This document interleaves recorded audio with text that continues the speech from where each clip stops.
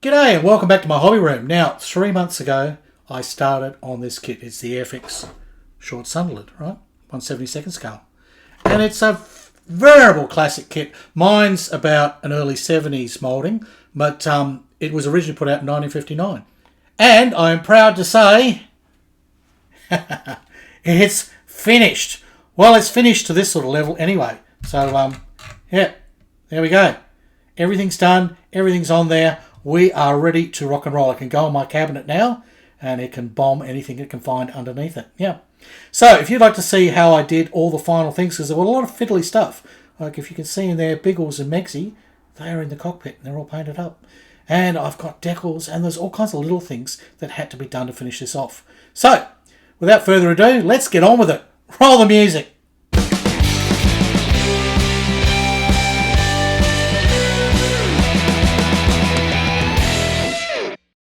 Well, the project started 3 months ago and I was pretty excited with all the aftermarket that I'd bought, all the things that I was ready to put in, and the dry fit looked terrific. That's it. That's just some of the kit parts put together, and I thought, gee, this kit's going to go together like a dream.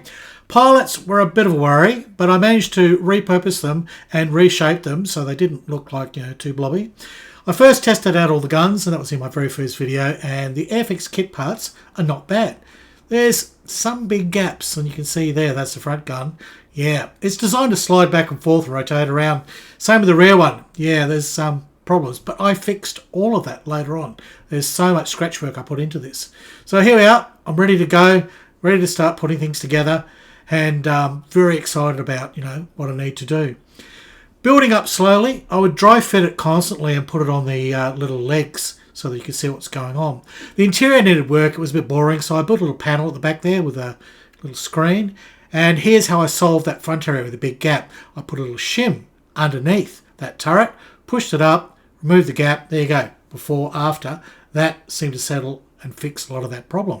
So by the time it's putted up, it's great. Now the photo etch started. Oh, the photo etch, yes.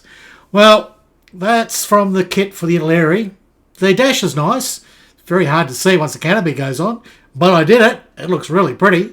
So there you go. And I even made the center console and all the rest of it, painted it up. It's done. Would I do it again? No. Waste of time. The windows, they all went in. The porthole windows, yep. Glued all those in. Did a whole video on how that was done. And then I cemented it together. The two halves finally joined together. That was a lot of fun. Went together reasonably well. Masked out my portholes. I didn't want to do them individually. I'd already pre-painted the size of the hull. What I needed to do was sand and then paint the top, which I did. There was a video on that. I explained how I did all the puttying and fixing it up. So there you go. It all came together. It looked rather nice. I was pretty proud of that. And then we realised those nacelles were wrong. So I ended up masking, spraying, repainting, reshaping, and there you go. They look a lot better now. Now I finally put in those metal barrels. You can see some of the putty work there that I've used to fix the nacelle up. It gets better later on. Those metal barrels really improved all the guns. I was so happy with those. Did a video on that, especially at the rear. So still got a big gap there, but I fixed that later on. I did. Fixed a lot of things. I fixed so much on this kit. Now here's where the puttying sort of started. I needed to join the wings on, and they did not fit very well, and I had to do a lot of puttying and sanding, scraping to get them on, and then paint up the join between the wings and the fuselage. I also looked at alternate props. I had some aftermarket resin ones. They're really nice. And I had there's the Airfix ones weren't good, but these were the winner. These were acetate spinning props that David Eves sent me an acetate sheet that had already been printed. I masked up the canopies. They were done from an Italeri sheet, which didn't quite fit, but I worked my way around it, did a lot of manual sort of masking on it, and in the end, all those masks came out, well, I was quite surprised at how nice they came out. Remember, this is 1/72nd scale. They're still too thick for reality. I know there's no way, but, There's one of those aftermarket props. I figured out a way to put them together with wire, and more of that later. So there she is. That's where we've got to. Now, let's move on. Now, one of the things that I forgot to do earlier on, well, not so much forgot to do, but I needed them because of the way I was doing it, showing the video. See these holes? Yeah, they're for mounting the beaching gear, those big wheels. And I needed to leave those into the last minute so that I could keep sort of propping the bird up and seeing how she was and all the rest of it. If you weren't making a video, I'd suggest just do those early on. So now I'm stuck with the problem of it's all painted and I've got holes. But you can solve it. You can fix it. Those holes happen to be 1.5mm in diameter, so I have just put some glue, some contact cement on the end of this rod, and in it goes. Now I keep a whole stack of these. I buy these assorted ones, and also I buy individual packs, so I know I'm going to need a lot of one particular size. So it just so happens that I sorted through and I found, oh, 1.5mm, that's perfect. So they've gone in there and they've had some time to glue. So now, if we're lucky, I should be able to get in there and we will remove them. So with a really sharp knife, I should be able to sort of get in there and very carefully. That's why it's good having a super sharp knife, because you don't require a lot of pressure. So that's pretty well done. And all things being even, I'll probably just put some white paint on that. It'll just disappear into the whole thing. It'll look like one big fat rivet, yes. Okay, so that solves that problem. With the paint drying in there now, I mean, you can't really see those things anymore. They're all gone. Right, I'm going to show you another little trick. I've got a sanding sponge here. It's worn out. It's dog-eared. It really hasn't got much oomph left in it. That's what I want.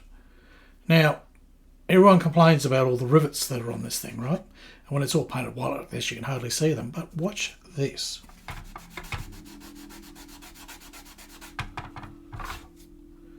Now, I don't know if this will show up on camera, but can you see those rivets are all starting to pop out? Okay, so it's a great little trick, this. So I don't know if you're seeing that there, but up here it's just all white. Down here, you see the rivets? They're showing. Okay, so I can do that effect to whatever length I want, and I'm only really just scraping the paint off the top of those little rivets, and they're all starting to pop out. So I'll keep doing that and see where it gets me. Now the grey primer on here sort of matched the dark slate grey or dark sea grey that was required for this, and that's fine, you know.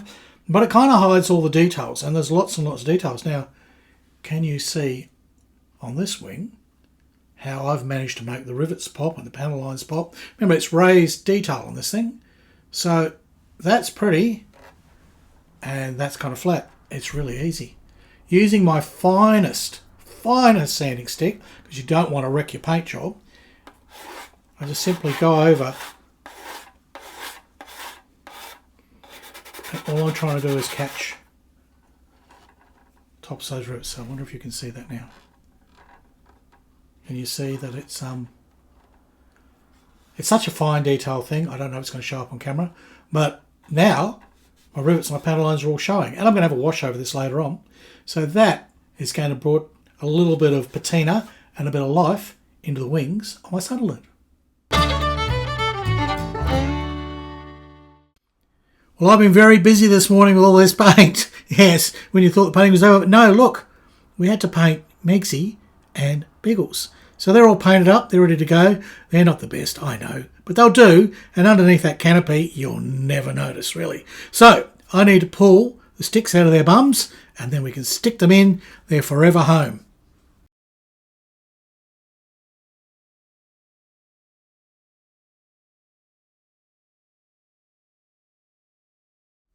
There we go. Biggles and Megsy are in. Now, we're going to have to make sure they never escape. Yes, they're in forever. So there is some photo etch still to go on. And this is pre-painted from Edward. I'm sure we can bend those and put those on. And then Megsy and Biggles can have their canopy put on, and they will be in there for eternity. I better leave them some sandwiches, I suppose. Well, there the guys are. And that's all the photo etch made to get on. There were other pieces, but every time I got them ready and I picked them up with the wax pencil, they seemed to just disappear. And the carpet monster ate most of it. So that's what I've got. That's as good as it gets. And I've also painted the gloves brown, because the white ones just kind of look silly, look like black and white minstrels. So look, it would have been far easier and faster, and there would have been less swearing, just to use a bit of Tamiya tape, cut thin strips and put them on, and then daub a little bit of silver paint for the buckles. But anyhow, they're done, and from a distance they probably don't look too bad. I tried to put a little moustache on Biggles there, but I think I ended up with a smiley mouth. Yeah, they're done. I'm going to glue them in, and we're going to move on now because we need to get some decals on this. Well, I've given the model a complete clean because after all that sanding to pop up the rivets, there's a lot of junk everywhere. So I had to give it a complete wash and wipe down. And now I have put some floor polish on it. No, it's actually Future. Yeah, it's called Pledge here, but it's actually Future. Now, I have a confession to make, right? This little canopy here, right, for the cockpit, everyone probably thinks I've used the vac form because, you know, I did cut that out, try it. But I could not get it to shape and fit neatly at all, try as I would. And then I thought, oh, well, I probably could fill it with a little bit of white wood glue and it goes in and paint over any sort of joints. But I also couldn't figure out how to make something so floppy keep still while you put all the masking on. So when it came to the masking, I couldn't do it. So I masked the Airfix part. But I pledged it first. I used the Future trick. And amazingly, you can see the pilot through this. Look how clear it is. This is what Future does. People go, it's floor polish. It does amazing things. But the other trick that you can do with Future is you put it on as a gloss layer before you add your decals, especially if you're doing everything water-based, which I am, right? Everything's water-based. So Pledge is literally a polyurethane, like Steinrez. So that's basically why it gets its shine and its hardness. So that's on. That will get rid of any irregularities there, smooth it all out because it self-levels, and that'll make a perfect surface for putting on the decals. That's what's coming up next.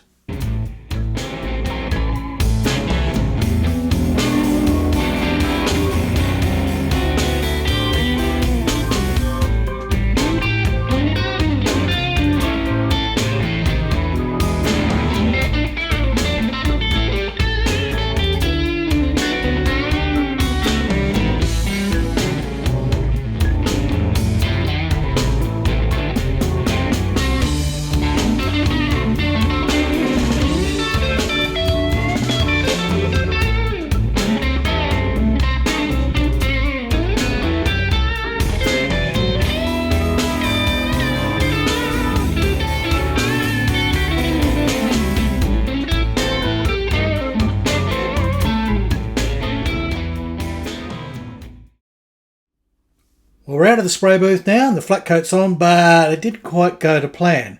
I started by trying to put on my Mission Models, which is a polyurethane like Steinrez. And this has been great. I've used this on a number of my ships and all kinds of things. And you get a fabulous flat coat. And I mixed it with its proprietary thinner and it was nice and milky. I did a little test spray. It was fine.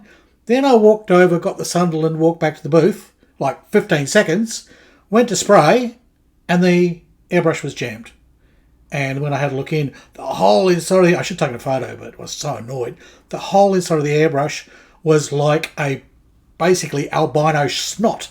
It was disgusting. It just was everywhere. And I thought, oh no! And I was worried I'd got some on the model, but I hadn't. So that created a problem because I had massive silvering around these decals from no scale. They're not very good. In hindsight, we'd be better off masking and spraying your big rondelles. Got away with it with the smaller ones on the white, but here, no, those decals are just bloody rubbish. But we've got there. They're okay. In Becca's words, good enough for government work. And Becca is the one who saved me because I had no flat, no way to finish this model, okay, today. And being a Sunday, there was nothing open. I couldn't go anywhere. So I rang Becca and I said, have you got any, flat paint I can use? I need it. And he said, just bring your model straight over. I'm all set up with my spray booth. I'll put some lacquer flat on. It'll solve all your problems. It'll solve your filtering. So I just handed the model to him because I was just about tears.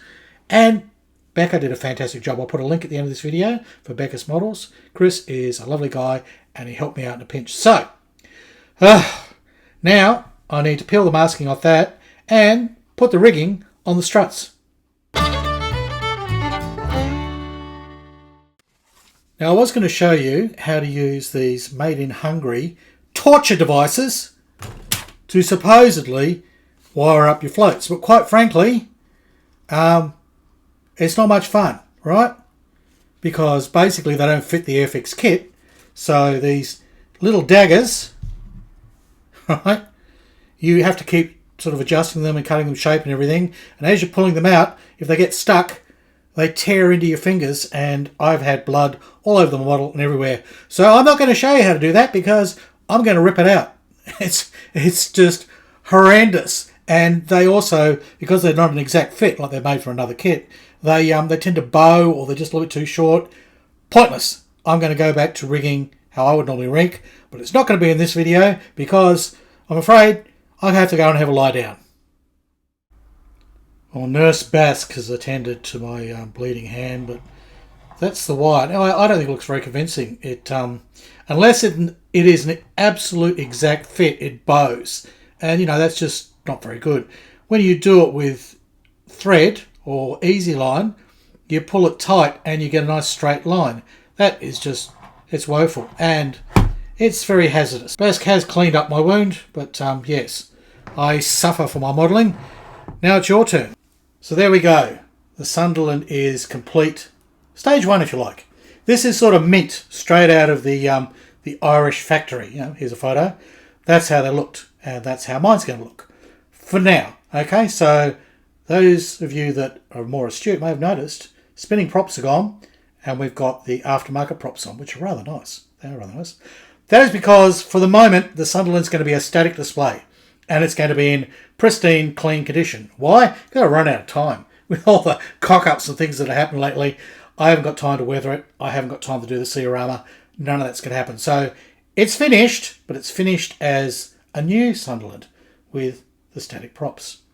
Down the track, it'll be a few months down the track, I'll go back to the acetate spinning ones, right? And I'll create a whole C base for it. I'm going to have it coming in landing. But that will be then. And also I'll add appropriate weathering. You know, I'll put a bit of smoke out the edges, all that sort of stuff. But for the moment, just think it's brand new. It's very pretty. And it's done. And I really need a break. It's been such a big project. And it's been a lot of white paint. That's all I can say. All right. We'll go out with some photos, which should make the Sunderland look rather nice. And then that's it. That's it for now. Sunderland is finished. If you want to send those donations for those people that say, I'm going to send you $100 every time you finish a model, you thought you were kidding? I didn't think so. No, just kidding. All right, that's it. So let's have a look at some photos.